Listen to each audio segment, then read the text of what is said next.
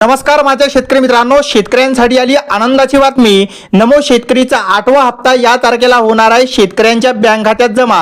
शेतकरी मित्रांनो, महाराष्ट्रातील शेतकरी बांधवांसाठी आज मोठी बातमी समोर आली। राज्य सरकारने नमो शेतकरी महासन्मान निधी योजनेच्या 8व्या हप्त्यासाठी निधी हा वितरण करण्यासाठी GR काढलेला होता। आता 90,34,000 पात्र शेतकऱ्यांच्या बँक खात्यात प्रत्येकी 2,000 रुपये जमा होणार आहे। शेतकरी मित्रांनो, आता हे पैसे कधी जमा होणार तर शेतकरी मित्रांनो या आठवड्यात म्हणजे सोमवार पासून म्हणजेच 20 ते 27 मार्च या कालावधीमध्ये म्हणजे शेतकरी मित्रांनो आता 2 दिवस झाले पण शेतकऱ्यांच्या बँक खात्यावर पैसे नाही आले।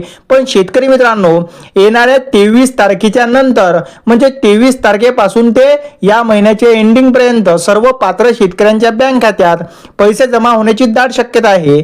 आता शेतकरी मित्रांनो गेल्या काही महिन्यांपासून शेतकरी नमो शेतकरीच्या 8व्या हप्त्याची वाट बघत आहे। त्यासाठी आता कृषी मंत्री दत्तात्रय भरणे यांनी स्पष्ट केले की 1774 कोटी रुपयांचा निधी हा प्रत्यक्षात मंजूर झाला आहे, पण त्यासाठी काही अडचण आल्यास 1820 कोटी पर्यंत सुद्धा पोहोचू शकतो हा निधी। शेतकरी मित्रांनो, आता नमो शेतकरी योजना म्हणजे नेमके काय आहे ते आधीच जाणून घेऊया।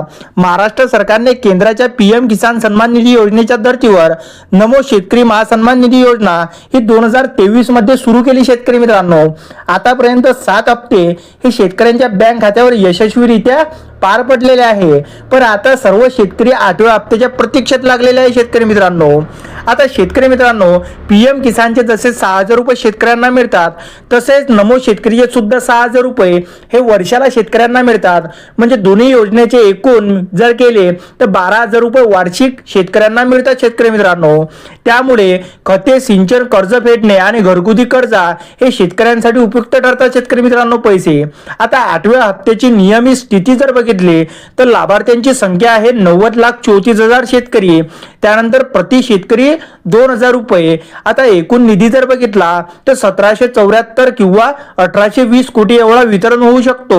त्यानंतर वितरण कालावधी तर या आठवड्यामध्ये सर्व पात्र शेतकऱ्यांच्या बँक खात्यात पैसे जमा होणार। त्यानंतर वितरण पद्धत कशी असते तर आधार लिंक असलेल्या बँक खात्यात हे पैसे थेट जमा होतात। शेतकरी मित्रांनो, आता कोणतीही नवीन अर्ज प्रक्रिया आवश्यक नाही।